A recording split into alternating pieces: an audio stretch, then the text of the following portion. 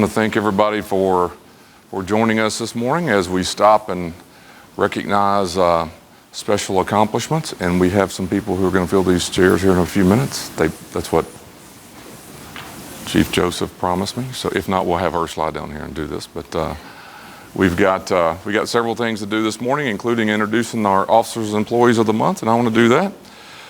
Your employee of the month for January 2024 is Miss Kelly Payne. Will you step right here? Please stay there.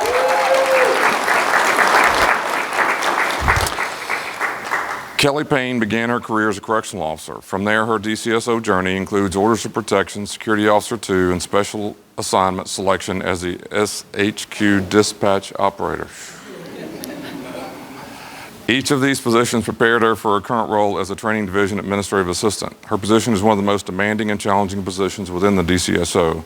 It has an infinite workload and an ever-changing technical landscape. In addition to her current position, Kelly's also our Metro LMS Training Coordinator, TCI Training Coordinator, Training Compliance Officer, and our Agency Training Data Logistical Engineer. Where is Heath Kane at?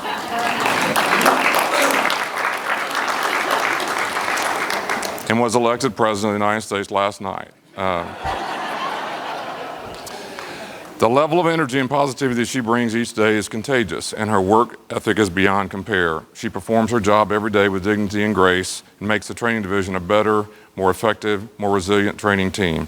Quite simply, she is a synergy personified, exemplified, and amplified. Did y'all get that? Personified, exemplified, and amplified. By the way, I knew all this. I'm just reading y'all what it is. She does whatever is needed to get the job done, even if that means coming in before the sun rises or leaving well after it sets. Her knowledge of what needs to be completed and when it needs to be completed is only outdone by her overall work productivity. The training division believes in Kelly. She makes each of us better, and that's all very true, by the way. There we go. There we go. See? There we go. Hang on one second. We will give you, there's one of our coins and a pen. There's 8 hours of leave off, and we have a tumbler at your desk. So congratulations. Great job. Thank you.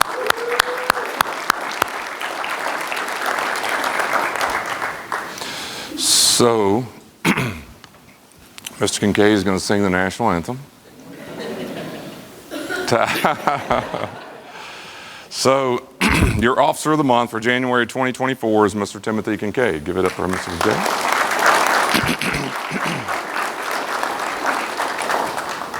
In February, Corporal Timothy Kincaid was heading to work, traveling on I-24 West towards Nashville. Before exit 64, when a box truck careened through its lane in the outer lane and smashed into the concrete divider.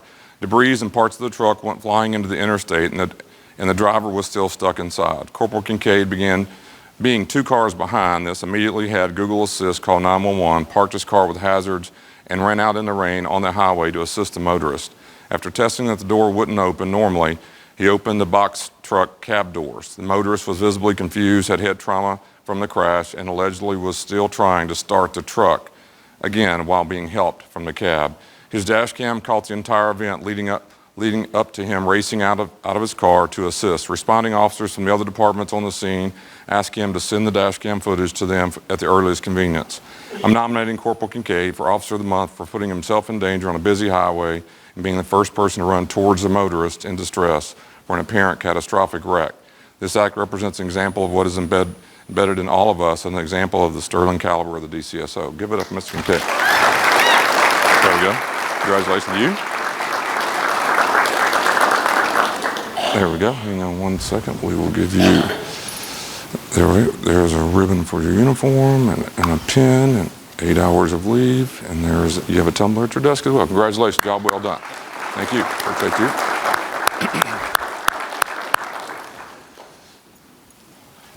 So, y'all hear this every month, but I get to hang out for a few minutes before and I always find out something that's kind of cool. At least for me, I'm getting that way. Miss Payne, grandmother? That ages me a little bit, but that's okay. Her grandmother and my father were good friends years and years ago. I did not know that. I knew the area she grew up in, and we get to talking about where's your story and how did you get here. And it's very rare to sit up there and say, what is your story to two different people from two different walks of life at two different phases and two different divisions and two different lives who both say they're born and raised in Nashville. That's rare. And so I always think of it as it doesn't really matter how you got here, I just want you to stay. You know, and two different lives and I think 4 years and 12 years doing totally different functions. But don't forget to stop and say the way we ended up here doesn't matter. It's what we do when we got here. And there's a lot of people who, I think your brother was working here. By the way, interesting story. He has two, are they both spelled the same? Is the last name spelled the same? Okay. S-I-N-G-H. Mr. Singh, who is in IT, is his brother. But, which I didn't know, but there is a CO here, right, who's also Singh, who is not his brother. So good luck, all right? And he has a picture on his phone to prove, here's my real brother named Singh. So we're all, and we get to see him all the time. So super happy that both of you are here and the work that you're doing, and we need more of you, and so we're always looking. I don't care what you've done in the past, let's get you started today. So also want to recognize some folks who obviously have been busy this morning even. If you don't mind to step up here, Corporal Taylor, Corporal Hill, Corporal Abdullah, and Corporal Primus. Here we go.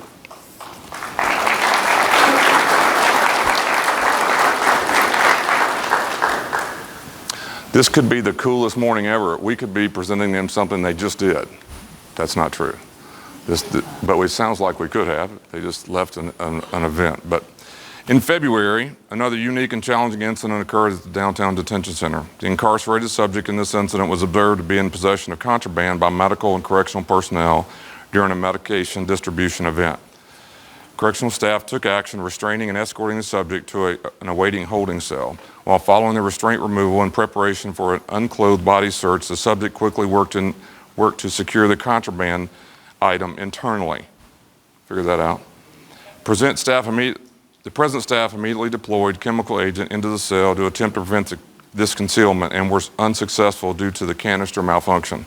The subject was quickly restrained and contained while video was reviewed to provide additional knowledge as to what actually occurred from a different angle.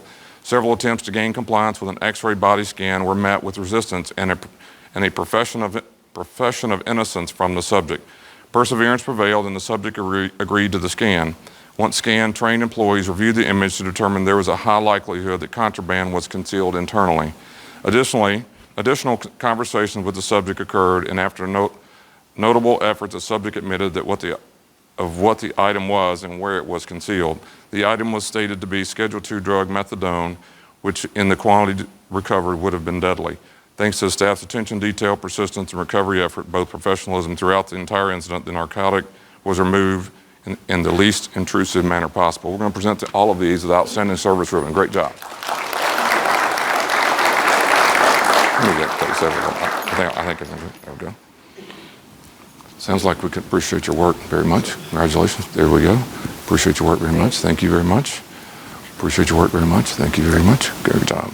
Appreciate your work very much. Thank you. Appreciate you. And my understanding, Ms. Joseph, you want to help me out on this?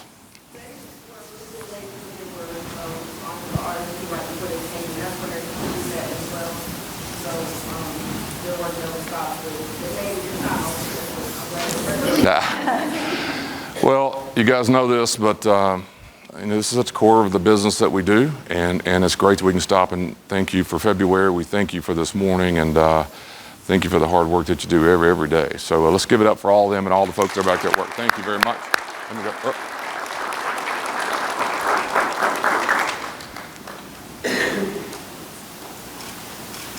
There we go. Let's see. Okay, there we go. Thank you, guys. Appreciate it.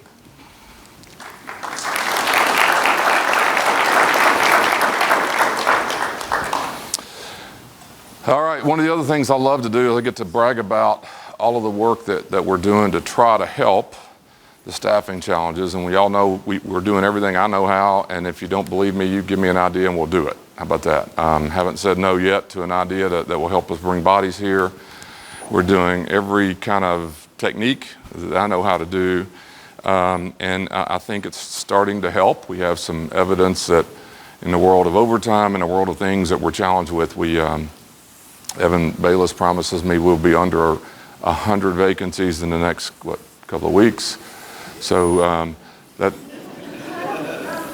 that's a long way from 160 vacancies just a few months ago. So there's a lot of work going into that.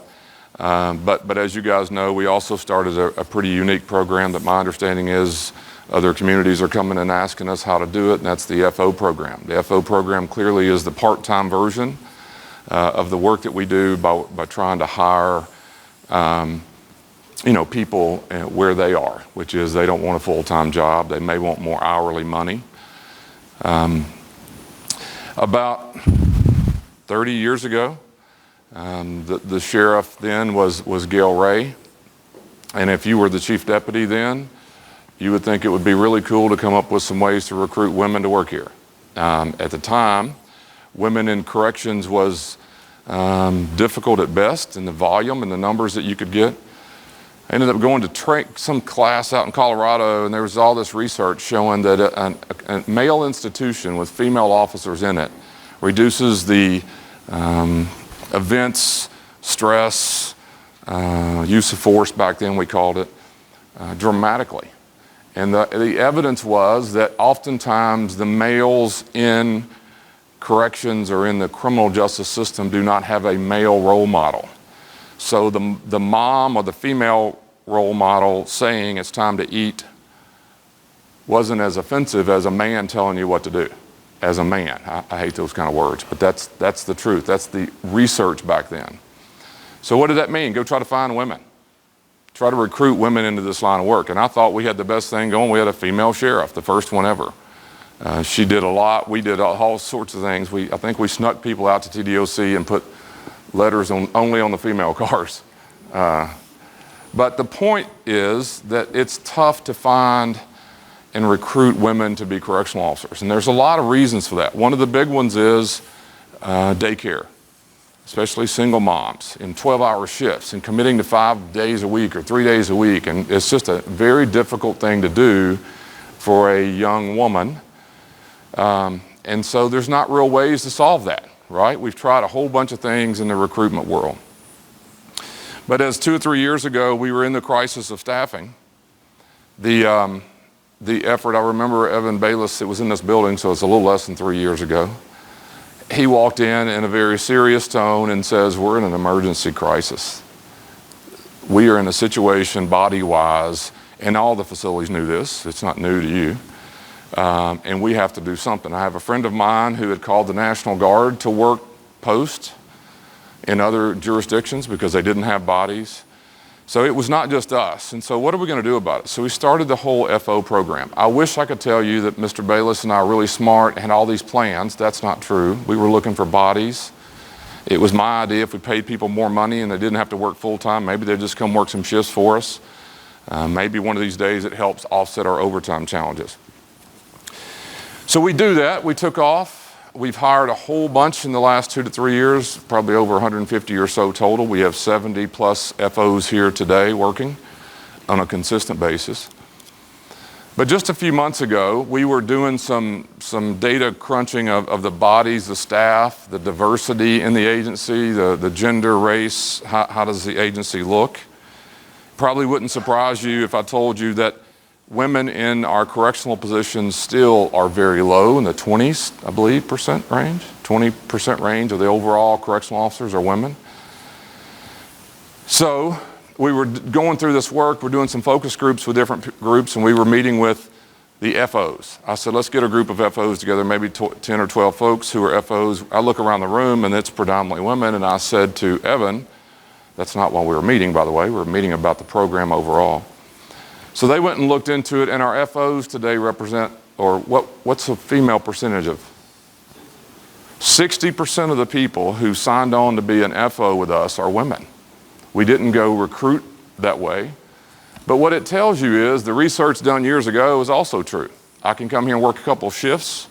That's easier on me as a mom or as a woman than working 4 or 5 days in a committed full-time job. So it wasn't the intent, but we've really offset, I think, some of our gender gap by the FO program. And I'm really excited about that. I'm excited that it's helping us fill posts and reduce some of our overtime.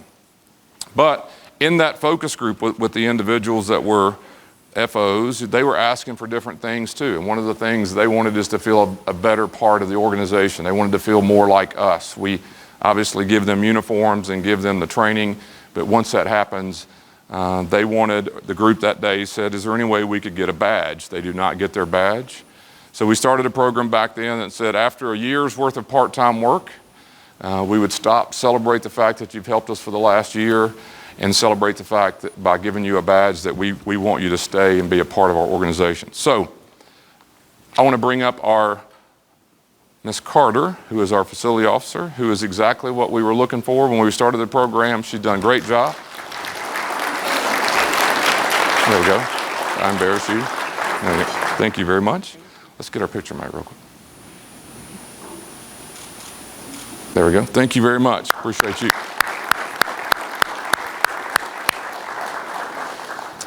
We need more Ms. Carters. We need a whole bunch of people working part-time shifts, full-time shifts. We don't care. We're eager to meet you halfway wherever your needs are. And that's kind of where we are today in the world of staffing. It is the number one thing that we're doing. It impacts everybody in this room. And we've got to find ways to increase our overall correctional staffing. And we're doing everything, I think, that I know how or we know how. And there is evidence that we're trending in a good direction with that. I think we have a class starting 18th, and somebody said we may have 50 in the next class, is what? 48 in the next class. So we do that, we're going to get under 100 pretty quick. So we're moving in good directions, and as you guys know, the police, fire, most people are having the same challenges. We're just trying to get where we need to be. Just something, we had our meeting yesterday with the mayor's office as it relates to our budget. I know these are boring things for people who are operations folks. I'm one of you, but it is important for you to know, and in case you read or hear it, we're $9 million over budget. That's never happened in my 22 years. It didn't sneak up on us. It's been going on since COVID. We've had other problems since we took over the core civic facilities and kind of what was funded, what wasn't. There's a lot of issues in here. We had $4 million in overtime last year. $4 million in overtime last year. When I came here 22 years ago, I said I didn't want a dollar in overtime. I think we got down to less than 100,000. So we're at 4 million is a long way. So we got to get overtime under control. We're going to work on that. There's some other things that we all need to do in our own organization. Here's one that you guys live every day. You know, we've always had a workforce called the inmates that would do work in the kitchens, work in sanitation all over the agency. And, you know, maybe a year and a half ago, Chief Wilkes came, and I think Harold Taylor, there were some problems out at the CDM facility because the inmates that were out cleaning the front end of the building oftentimes were suspect for bringing and sneaking stuff back and forth. It was hard to manage. So we basically went to a janitorial service to help us do the outside work when we clean the inside of the building. It makes sense, costs money. You know, so we have to pay for those kinds of things. Some of our contracts are extremely expensive. Food contracts have gone up significantly. So a lot going on. You don't need to worry about that. I just don't want you to read tomorrow that, it won't be tomorrow, I hope, but read one day that we're over budget and you didn't understand what's going on with it. We're working hard to get our hands around it. This isn't a political statement, but the mayor's office has been very helpful to us so far. I'm not equipped to say that if it's not true. And so I feel very good that they're willing to help us get this thing fixed. And so there's a lot of work going on in that regard. Have some work going on in the world of robots. We have to go through some procedures to get approved to do that, where we're going to try to roll out a pilot program. We surely will communicate what that all looks like. It's not taking over your job or anyone else's job. It's trying to go places where we don't have bodies today, and hopefully provide some sort of monitoring or ability for us to reduce the need for staff. Basically, we have 600 cameras in the DDC. This would just be an extra camera, has legs, you know, and it can run around. So we're going to work to try to do that. We got some work we have to do to get that approved to try to help. Like I said, we're trying everything from robots to part-time to full-time to anything we can do. So anyway, a lot going on there. We still have some settling down. I know of some other movements and things happening in the agency, and I hope as we go, we're March here, we're not too far away from the spring. Weather's going to get better, but it's kind of gloomy, in the way that it's working. So, what else we got? Chief Joyner, all good? We're Chief Hudson, all good? Chief West. So for those of you who've been here anytime, if you've been in the facilities, maybe anywhere, we did something 9 years ago we'd never done before, which was basically allow, complete access to our system to a documentarian. Now, understand we've been asked 1,000 times to do that. There's been a whole bunch of people. I remember one time Paris Hilton was going to come and live at my house. It's a true story.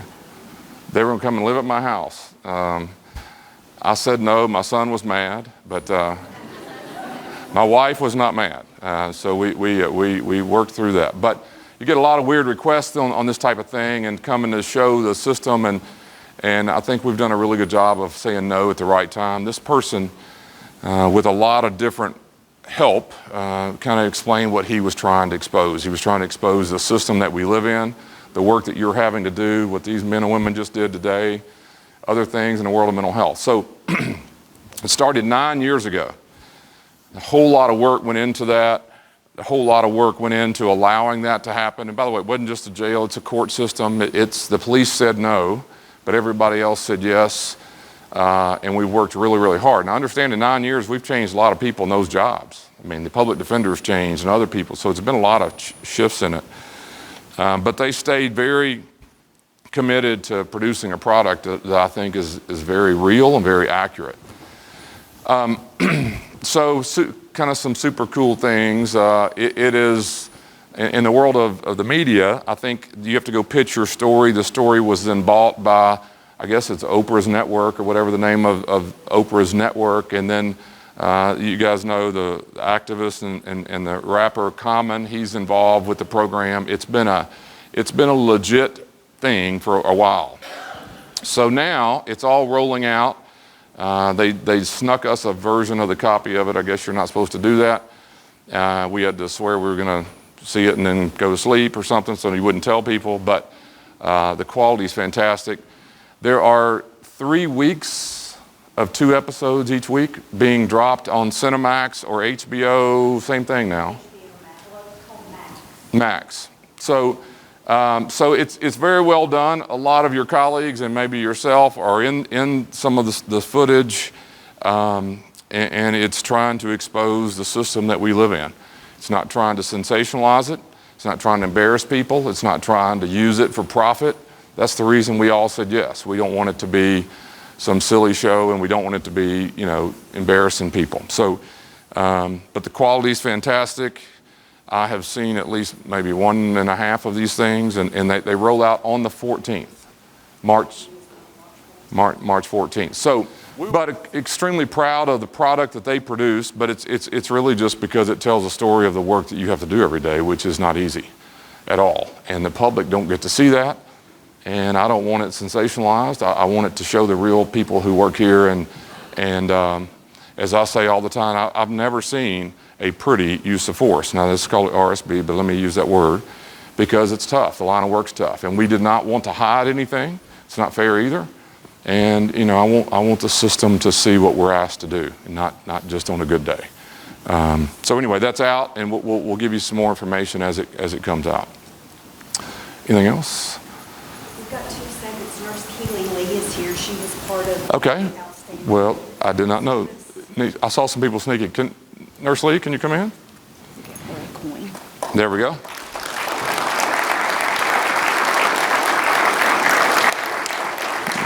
Give you one of our coins, one of our pins, and we get our picture made too. Is that? There we go. Thank you for your work. Appreciate you. Thank you. Thank you. Thank you, Melinda, for hanging out with us and being here today. But I appreciate, and to be honest with you guys, it reminds me that all of you have these challenges. And if I'm honest, I forget that. When people have to be gone and people aren't here, I don't intentionally do this. But it reminds me of what all you're having to live with and balance your life too. And so I just hope you'll take the time to take care of them. And I'll send you my mom if you need some help to take care of them as well. So I appreciate all the work you do. I appreciate what you do away from here too. So have a great rest of your day.